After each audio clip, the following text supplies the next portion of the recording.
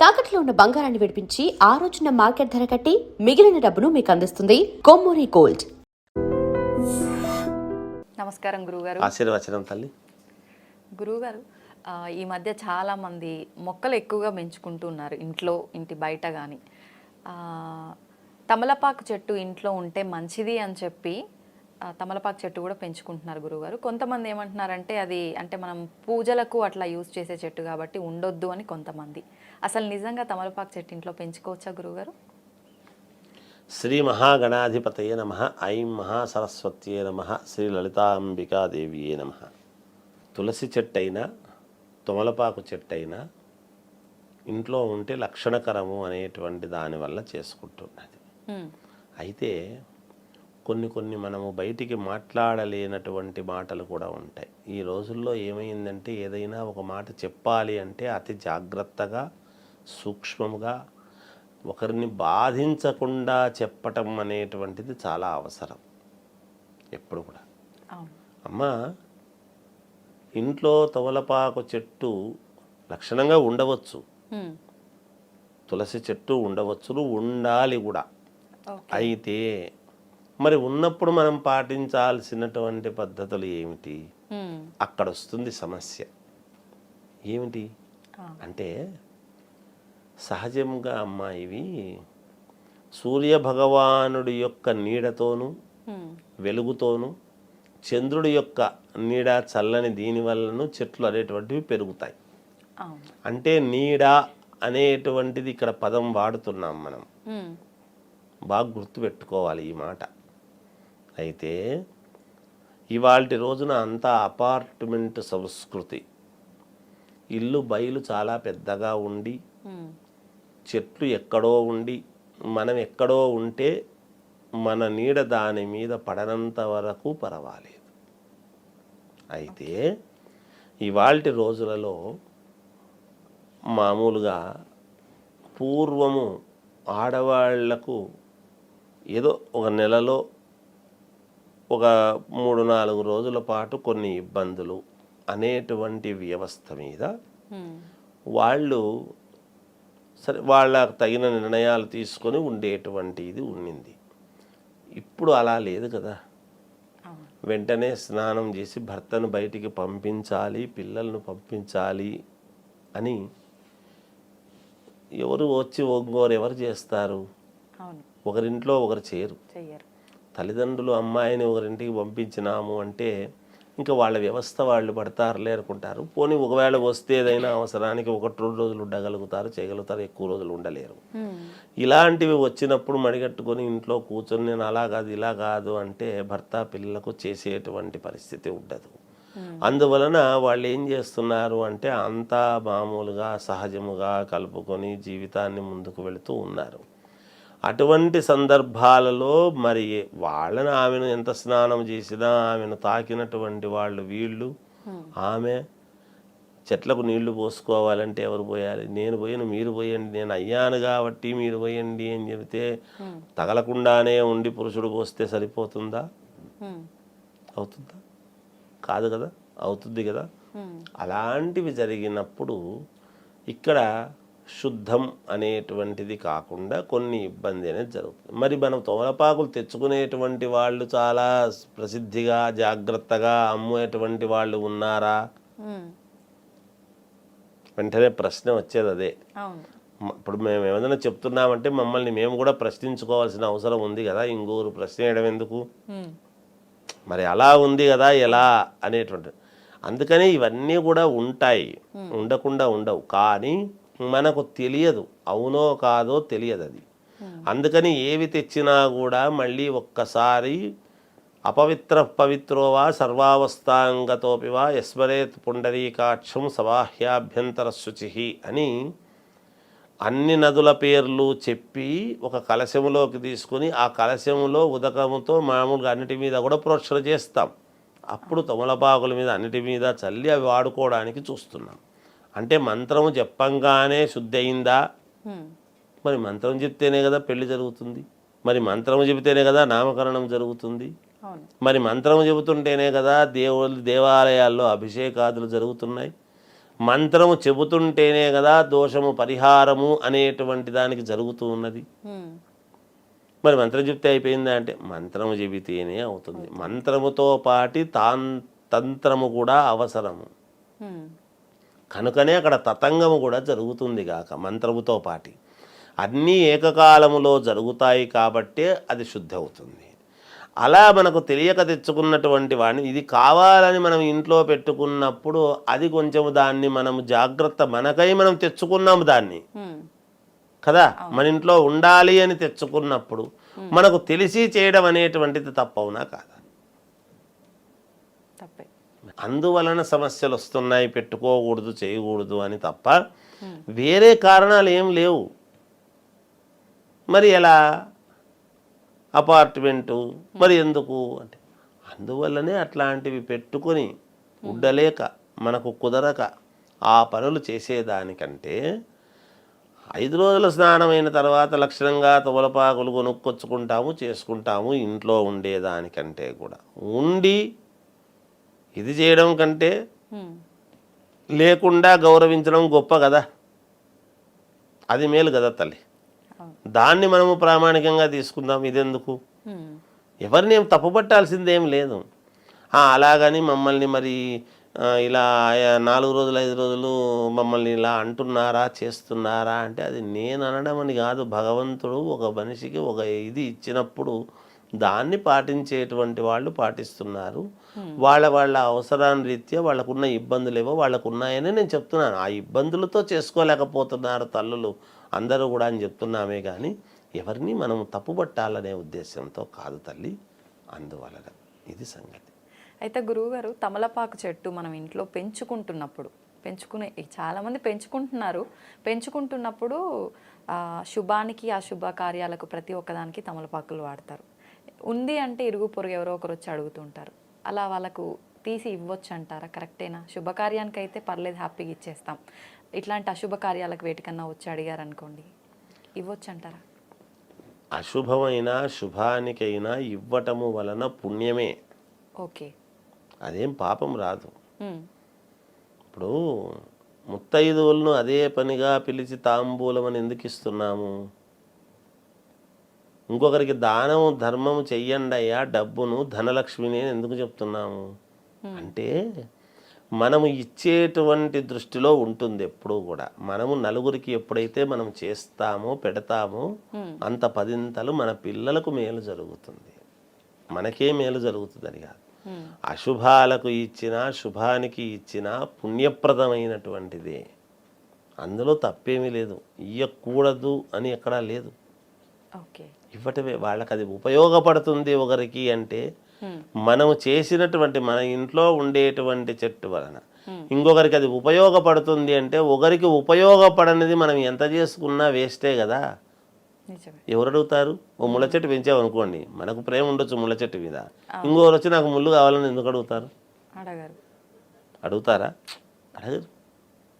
ఇప్పుడు భవతి భిక్షాందేహి అని ఆరోగ్యవంతముగా ఉండేటువంటి మనం తినే అన్నాన్ని అడుగుతున్నాడు కానీ నా మీద కోప్పడండి అమ్మా మీరు ఏదో చెయ్యండి అని చెప్పి ఎవరు వచ్చి అడగరు కదా. ఇంకొకరి ఆకలిని తీర్చగలిగింది మన అన్నము అంటే అది గొప్పతనం కదమ్మా. ఇంకొకరికి ఉపయోగపడింది మన ఇంట్లో ఉండేటువంటి చెట్టు అంటే చెట్టు అంటేనే నలుగురికి ఉపయోగపడేటువంటిది.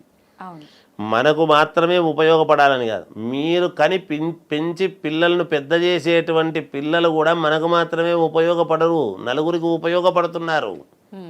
ఇవాళ దేశ ప్రధానులు కానీ రాష్ట్రాలకు సీఎం అయిన వాళ్ళు కానీ మంత్రులైన వాళ్ళు కానీ ఎమ్మెల్యేలు అయిన వాళ్ళు కానీ చివరికి రోడ్లు ఊడ్చేటువంటి చెత్త పనులు చేసేటువంటి మహనీయులు వాళ్ళు కానీ నలుగురికి ఉపయోగపడేటువంటి పనులు చేస్తున్నారంటే ఇంకొక తల్లులు కనింటేనే కదమ్మా.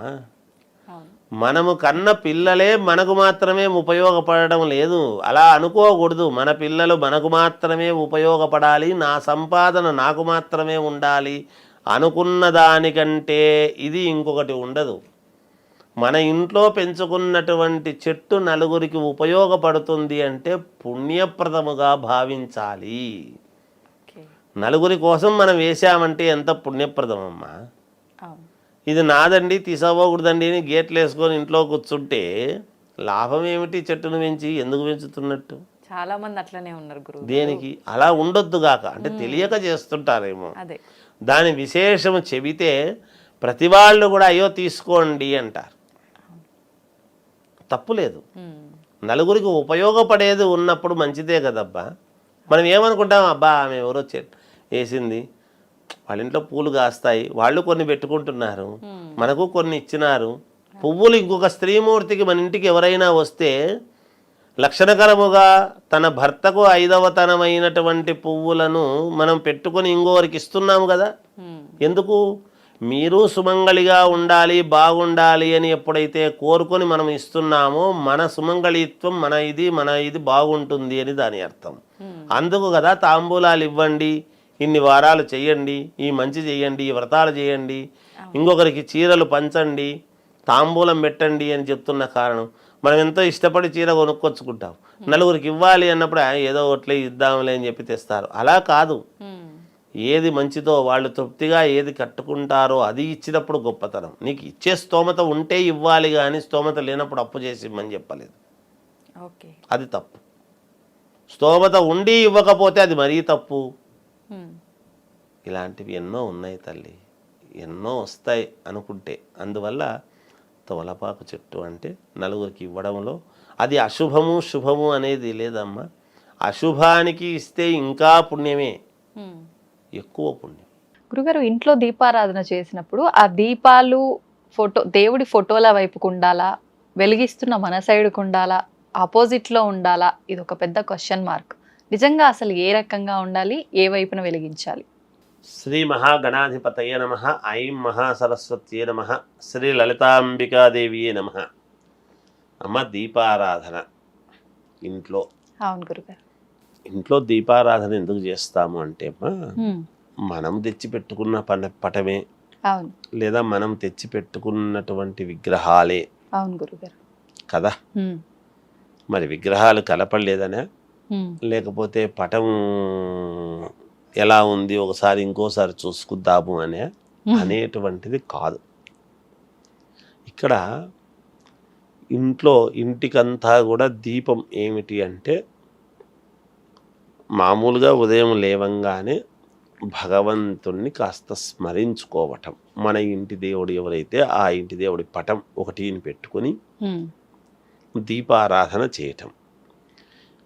ఈ దీపారాధన చేసేటువంటి దాంట్లో కూడా చాలాసార్లు చెప్పుకున్నాము, సాధ్యం త్రివర్తి సంయుక్తం అని. 3 ఒత్తులు ఏకముగా చేసి ముందు నూనె పోసిన తర్వాత ఒత్తులు అందులో వెయ్యాలి అని చెప్పాం.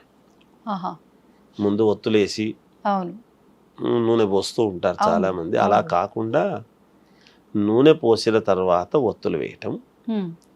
ఈ రోజు దీపారాధన సెమ్మెలు కూడా ఎప్పటికప్పుడు తుడుచుకొని పెట్టడం. సాయంకాలం తుడవక్కర్లేదు, అలాగే కొంచెం ముందుకు జరిపి ఒకవేళ ఉన్నటువంటి ఒత్తిని మనం మళ్ళీ పునః వెలిగించుకోవచ్చు. కానీ మళ్ళీ మరుసటి రోజు ఉదయం మాత్రం అదే ఒత్తిని ముందుకు జరిపి వెలిగించటం అనేటువంటిది శ్రేయోదాయకం కాదు, వేరే ఒత్తులు వేయవలసినటువంటి. అందుకే మనం కూడా ఇడిచిన వస్త్రాలు మరుసటి రోజు వేసుకోకూడదు. స్నానం చేసిన తర్వాత వేరే ఉతికిన వస్త్రాలు వేసుకుని బయలుదేరాలి అనేటువంటి. వస్త్రం ఎప్పటికప్పుడు మార్చడమే. అందుకే మనం వస్త్రం సమర్పయామి అన్నప్పుడు ఒత్తి పత్తి ఏ దేవునికైనా మనం ఇవ్వడం జరుగుతుంది. మనం వ్రతాలలో ఆయిల్ ఉండిపోతుంది కదా గురుగారు, అది మళ్ళీ ఉపయోగించవచ్చా? మరుసటి రోజుకి వినియోగించకూడదు. ఆ ఆయిల్ తీసేయాల్సింది ఒకటి. ఎందుకు ఆయిల్ తీసేసి శుభ్రంగా తుడవాలి సెమ్మెల్ను. అక్కడే మన కకృతి అనేటువంటిది పనికిరాదు, కనిపిస్తుంది అక్కడ అందరికీ. అందుకే చెప్పి అందుకని ఇక్కడ దీపారాధన అనేటువంటిది ఎప్పుడైతే అది కాస్త మనము దీపారాధన చేయటం అనేది, మీరు అన్నది దేవుడిపై, మనకు దేవుడేమో ఇంట్లో పశ్చిమముఖంగా ఉంటాడు. దీపాలు కూడా దేవుణ్ణి చూస్తూ ఉండాలి. మనము దేవుడికి వైపు కదా చేయాలి దీపారాధన. దేవుడి వైపుకు చేసినప్పుడు దేవుడు తనకు చేసినట్టుగా భావిస్తాడు. మనం ఎవరికి చేస్తున్నాము, ఎందుకోసం చేస్తున్నాము? దేవుడు ఎక్కడున్నాడు, దేవుడి పటం ఎక్కడుంది, దేవుడి విగ్రహం ఎక్కడుంది? కదా. అవును. తూర్పు ముఖముగా ఉమ్. ఎప్పుడైతే తూర్పు ముఖముగా గనక మనము ఈ జ్యోతులు మామూలుగా దీపాలు గనక వెలిగించడం అనేది ఎప్పుడైతే చేస్తాం, ఎక్కడైనా తూర్పు ముఖంగా వెలిగించడమే ధర్మం, ఓకే. పద్ధతి. ఉమ్. మనకు ఉదయిస్తుండేటువంటిది సూర్యుడు కూడా వెలుగు తూర్పునే కదా మనకు ఉదయిస్తున్నాడు. అవును గురుగారు. అది అంటే ఒక రకంగా నిత్యము ప్రకాశించేటువంటి సూర్యుడికి కూడా ఉమ్. మనము ముందు దీపారాధన చేసుకుంటాం. అందుకే మనము వెలిగించినటువంటి దీపారాధన సూర్యుడు వచ్చేదానికంటే ముందు ఉండాలి. ఓకే. అది ఇటువైపుకు పడడం, ప్రసరింపడం జరగడం అనేది జరుగుతుంది అనమాట. ఉమ్. కిరణాలు ఇటువైపుకు ప్రసరించడం అనేది జరుగుతాయి. ఉమ్. ఎప్పుడైనా ఇంట్లో వాళ్లకు మేలు జరగాలి అని అనుకున్నప్పుడు, మనకు ఇల్లంతా అనుకూలించాలి, మేలు జరగాలి అని అనుకున్నప్పుడు పటం ఎటువైపు అయితే ఉందో పటం వైపు, దేవుడి వైపు చేయడమే ఎప్పుడు కూడా సాంప్రదాయము, శాస్త్రంలో ఉండేటువంటి మాట. ఎక్కడో మనం 5 రకాల ఇవి ఉంటాయి మళ్ళీ దీపాలు. మామూలుగా 5 చోట్ల 5 ముఖాల సెమ్మె ఉంటుంది కదా. అలాంటివి ఉన్నప్పుడు 5 వైపులా మనం వెలిగించవచ్చు. 5 ఉంటే 5 వెలిగించాల్సింది. ఒక్కొక్కటి ఒత్తి వేసి వెలిగించవచ్చునప్పుడు, 2 కాకపోయినా ఒక్కొక్కటి వేసి వెలిగించవచ్చు. ఓకే. ఇంకొక మాట చెప్తాను, ఒకే సెమ్మె పెట్టి 2 దీపాలుగా 2 ఇట్లా ఒత్తులు వేసి 2గా వెలిగిస్తుంటారు. అది చాలా తప్పు. అలా వెలిగించరాదు. 2 దీపపు కుందులు ఉంటేనే వెలిగించాలి, అటువైపు ఇటువైపు. ఒకే దాంట్లో 2 వెలిగించటం మంచిది కాదు. ఇంకొక మాట చెప్తాను, ఈ 2 దీపారాధనలు వెలిగించినటువంటి తర్వాత మనం ఏదో ప్రత్యేకంగా ఒకటి దీపము అని పెడుతూ ఉంటాం, ప్రత్యేకమైనటువంటి దీపము అని. అది అందుకనే వాటికి మధ్యలో పెట్టరాదు ఎప్పుడూ కూడా. ఈ 2 దీపాలకు మధ్యలో ఎప్పుడూ పెట్టరాదు. అది ప్రత్యేకముగా ఒక స్థానము అని అనుకూలం చూసుకొని పెట్టాల్సిందే. ఇప్పుడు ఈ ఉప్పు దీపం అని ఏదో అది పెడితే వస్తుంది, ఇది పెడితే మన తృప్తి కోసం మనం ఏదో ఇవి పెడితే మంచిది అనేటువంటి ధోరణితో పెట్టేటువంటి విధానంలో పెడుతూ ఉంటాం. అందుకని అలా చేస్తే ఒక విధానం, అది ఆ రెండిటికి మధ్యలో పెట్టరాదు. ఇట్లా 3 దీపాలు 3 వరుసగా ఉండటము కరెక్ట్ కాదు. ఇవి కొన్ని చాలా దీపాలు వెలిగించేటువంటి విధానములో కూడా ఇవన్నీ ఉన్నాయి. ఇప్పుడు కొన్నిసార్లు ప్రమిద మధ్యలోంచి ఒత్తి వచ్చి ఒక దీపం వెలుగుతూ ఉంటుంది కదా గురుగారు, అవి వెలిగించొచ్చా? అవేనా దాంట్లో 2 వేసి కదా ఒత్తి పైకి 2 ఒత్తులు వేసి పైకి చేస్తాం. మీరు పైకి పెడుతున్నారా కిందికి పెడుతున్నా, ముందు కన్నా పెట్టాలి, పైకన్నా ఉండాలి. ఉండొచ్చు, తప్పులేదు. ఊర్ధ్వం, ఎందుకంటే మనలో ఉండేటువంటి జ్ఞాన జ్యోతి మీరు ముందుకు పెట్టిన జ్యోతి అయితే ఇట్లనే కదా వెలుగుతుంది, స్ట్రైట్ గా కదా వెలుగుతుంది. జ్యోతి ఎప్పుడూ కూడా అది ఉంది అంటే మనకు వెలగాలి, మనం పైకి ఎక్కి రావాలి, మన జీవితం ముందుకు నడవాలి అనేటువంటి, అంటే దాని అర్థం ఏమిటి? అలా పైకి ఉంటేనే కదా మనము ముందుకు, సెమ్మెలు ముందు వైపుకు పెట్టి మనం పక్కకు పెట్టి చేస్తూ ఉన్నా జ్యోతి ఎదురుగానే వెలుగుతుంది కదా, పైకే కదా వెలుగుతుంది. ఇందులో అయినా జ్యోతి పైకే వెలుగుతుంది. పెట్టవచ్చు, మధ్యలో ఉండి కూడా పెట్టచ్చు, అది ఏం తప్పు కాదు. అదన్నా చేయొచ్చు, ఇదన్నా చేయొచ్చు. కానీ తూర్పు ముఖంగా ఉండటమే శ్రేయోదాయకం ఎప్పుడు కూడా. అంతేగాని ఇలా ఎలా బుద్ధి పుడితే అలా చేయడం అనేది కరెక్ట్ కాదు. ఒకటి, ఇంకొకటి అగ్గిపెట్టెతో వెలిగిస్తూ ఉంటారు, అది కరెక్ట్ కాదు. ఎప్పుడైనా మనము అగరబత్తీలను వెలిగించుకొని అగరబత్తీల ద్వారా వెలిగించడం, లేదా ఒక ఒత్తి మన మంగళహారతి పలకలో పెట్టుకొని వెలిగించి ఒత్తి ద్వారా వెలిగించటము కానీ అలా చెయ్యాలి. ఎప్పుడు కూడా ఇవి అశుభాలన్నమాట. అగ్గిపుల్లతో వెలిగించటం అనేటువంటిది అది అశుభం, శుభానికి కాదు. అలా వెలిగించరాదు. ఇది కొన్నిసార్లు ఇప్పుడు దీపం వెలిగించగానే కొండెక్కిపోతుంది, అక్కడ మనం పూజ రూమ్ లో ఉండంగానే. అలాంటప్పుడు అంటే దాన్ని ఏదైనా అశుభంగా భావించవచ్చు అంటారా? తిరిగి అదే ఒత్తి పైన మళ్ళీ దీపం వెలిగించవచ్చా, మళ్ళీ ఒత్తి మార్చాలంటారా గురుగారు? వెలిగించవచ్చమ్మా. ఓసారి ఏదో గాలికో ఏదో చిన్న దీనికి ఏదో ఇది కావచ్చు. నిజానికి వెలిగించినా ఉన్నట్టుండి, మీకు ఇంకో మాట చెప్తాను, దీపారాధన చెయ్యంగానే కాస్త రెపరెపలాడుతూ ఏదన్నా కొంచెం అటు ఇటు అయింది అనుకోండి, అంటే అది అశుభము అనేటువంటిది చిహ్నం, మనకు తెలుస్తుంది ఏదో ఇబ్బంది జరగబోతుంది అని. సెమ్మెలు నల్లగా అయినాయి అనుకోండి, సెమ్మెలు నల్లగా అవుతాయి, ఒక్కోసారి బాగా నల్లగా అయిపోతాయి, అప్పుడు అశుభము గోచరిస్తుంది, ఏదో అశుభం మీకు ఇబ్బంది కలగబోతున్నది అని తెలుస్తుంది. ఇలా రెపరెపలాడితే ఏదైనా మనసులు మామూలుగా మనం వెలిగించంగానే నిటారుగా వెలుగుతున్నాయి అనుకోండి, రెండు కూడా మీకు మేలు జరుగుతుంది అనేటువంటి సంకేతము. ఆ దీపావళిలో ఏముందండి, ఏదో గాలికి ఒక్కోసారి ఏదో పొరపాటుకు జరుగుతుంది అట్లా అనుకుంటాం మనం ప్రతిదీ. మానవుడి జీవలక్షణం ఏమంటే ముందు ఏముంది లేని నేలకి తీసేయడమే మనకు తెలిసిన విద్య అది. మామూలుగా మనకు గొప్ప విద్యలు మనకు తెలుసు, ఇవి మంచివి తెలియదు కదా, ఈ అద్భుతమైన విద్యలు తెలుసు కాబట్టి అట్లా అనుకుంటాం. అలా అనుకోరాదు, ఇది వాస్తవం, ఏది యథార్థమో దాన్ని తెలుసుకోవాలి. అలా నల్లగా సెమ్యం ఒక ఇదవుతుంది అంటే ఏదో అశుభము గోచరిస్తూ ఉన్నది, ఎక్కడో తేడా జరుగుతూ ఉన్నది అనేది అప్పుడే అర్థమవుతుంది. ఇలాంటి సూచనలన్నీ కూడా ఉంటాయమ్మా దీపారాధనలో కూడా, అవి చూసుకొని ముందుకు పోవటం. ఇప్పుడు ఈ దీపారాధన చెంబలు కూడా అంటే ఇత్తడివి, స్టీల్వి, వెండివి రకరకాలుగా వాడుతూ ఉంటారు గురుగారు, ఏది శ్రేష్టం అంటారు? అమ్మా మట్టి, ఇత్తడి, వెండి ఇవి శ్రేష్టం. స్టీల్ వాడకూడదు, స్టీల్ వాడరాదు, స్టీల్ దీపారాధనకు వాడరాదు. దీపారాధన దగ్గర దేవత దేని దగ్గర రాగివి కానీ, రాగి పాత్రలు కానీ, మన ఇత్తడి పాత్రలు కానీ ఇవే వాడాలి తప్ప స్టీల్ వాడరాదు.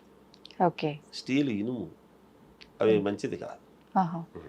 కొన్నిసార్లు గురుగారు దీపారాధన చేసిన తర్వాత వత్తి దగ్గర పువ్వులాగా ఇట్లా నల్లగా వచ్చేస్తుంది కార్నర్ కి, అలా రావటం కూడా అశుభం అని చెప్పి అంటూ ఉంటారు. అదే కదా నేను చెప్తున్నాను, అలా అయితేనే కదా సెమ్మె నల్లగా అవుతుంది, ఎప్పుడు అలా కారాదు. అలా కాకుండా అది వెలగటం అనేటువంటిది శుభం. ఇంట్లో ఏదో నెగటివిటీ ఉంది, ఇబ్బంది కలుగుతుంది అనటానికి ఇదే. అది మనకు ఏదో ఇబ్బంది కలగబోతుంది అని సూచన తెలుస్తుంది, అది అందుకనే అది. ఇప్పుడు ఈ దీపారాధన అయిపోయిన తర్వాత ఖచ్చితంగా దీపం దగ్గర కూడా అక్షతలు, పువ్వు ఇవన్నీ పెట్టాలి అంటూ ఉంటారు, నిజంగా అలా చేయాలా గురుగారు? ఖచ్చితంగా అమ్మా. దీపారాధన అంటే ఏమిటి? దీపం వెలిగించి ఊరికి కూర్చోవడం కాదు. దీపారాధన అంటే దీపాన్ని ఆరాధించడం. మొట్టమొదట ఏమిటి దీపాన్ని ఆరాధించడం? దేవుడికి నమస్కారం చేసుకుంటాం. దీపారాధన ముందు మొట్టమొదట దీపారాధన సెమ్మెల్లో దీపారాధన వెలిగించిన తర్వాత ఒక 5 చోట్ల గంధము పెట్టి మనం బొట్టు పెట్టడం, దీపాన్ని ఒక పువ్వు పెట్టడం, దీపాన్ని ఆరాధించడం. వెలిగించిన తర్వాత పెట్టాలి, వెలిగించిన తర్వాతనే బొట్టు పెట్టాలి. బొట్టు పెట్టి గంధము పెట్టి ఆ పైన అక్కడ కుందులకు చేసి, కుందుల దగ్గర ఒక పువ్వు పెట్టి దీపాలకు రెండిటికి నమస్కారం, దీపాలకు అక్షతలు వేసి నమస్కారం చేసుకోవాలి ముందు దీపం. ఈ దీపం వెలిగించటం వల్ల ఏమిటి అంటే మనం ఎట్లా వెలిగించగలుగుతున్నాము?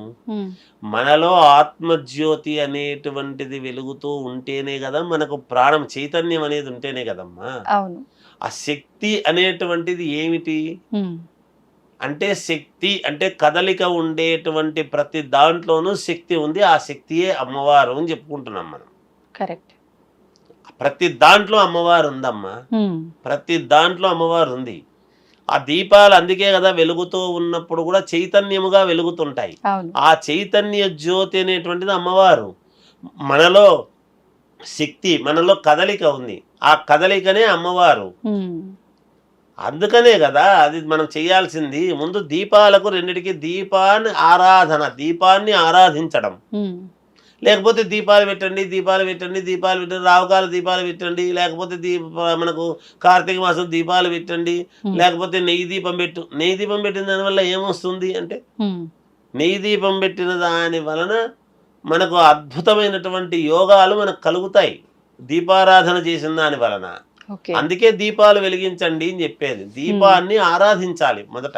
ఆ పెట్టి రోజు ముందు దీపాన్ని ఆరాధించిన తర్వాత, దీపాలకు వేసిన తర్వాత దేవుడికి అక్షతలు వేసి నమస్కారం చేసుకోవాలి. గణపతికి అయిన తర్వాత మన దేవుడిని, ఇంటి దేవుడు. ఇది ప్రాసెస్. దీపాలకు లేదు, దీపం వెలిగించకుండా ముందు అంతా చేసి లాస్ట్లో దీపాలు చేసి ఏదో దీపం చేసినామంటే చేసినామని నమస్కారం అని చెప్పి పక్కకి వెళ్ళిపోవడం కాదు. దీపాలకు ఒక పువ్వు, దీపం సెమ్మెల దగ్గర ఒక పువ్వు పెట్టాలి. రోజు దీపాలు కడుక్కోవాలి. రోజు కడుక్కోకపోతే కనీసం మంగళవారం శుక్రవారం అన్నా కడగటం, రోజు తుడవటం దీపారాధన సెమ్మెలను. ఇది పద్ధతి. మంగళవారం శుక్రవారం కడగాల గురువు కడుక్కోవాలి. కానీ చాలా మంది పూజకు సంబంధించినవి మంగళవారం శుక్రవారం మంగళవారం శుక్రవారం కడగాలి. ఓకే, మంగళవారం కడగకూడదు. శుక్రవారం అమ్మవారికి అభిషేకం చేయడంలా చేస్తున్నారు. దేవాలయాల్లో అమ్మవారికి శుక్రవారం అభిషేకం చేస్తున్నాము అంటే అర్థం ఏమిటి? అమ్మవారిని కడుగుతున్నట్టు అభిషేకం చేస్తున్నాం కదా.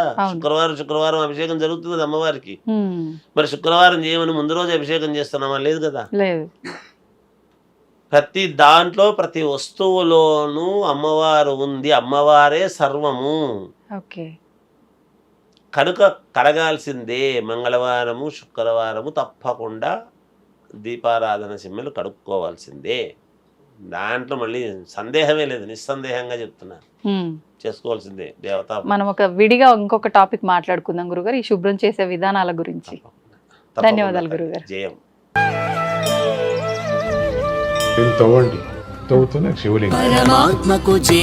సరే దాన్ని అట్లా కప్పేసేయండి, చూపించదండి. Krishna is there. మూర్తి పూజ కాదు, సాక్షాత్ బ్రజేంద్ర నందన భగవాన్ ఉన్నారు మూర్తిలో. ఏమీ ఆశించకుండా ఆరాధించే వాళ్ళు కూడా ఉన్నారా ప్రభుజీ? నిజమైన భక్తి అంటే మనకు తెలియదు కాబట్టి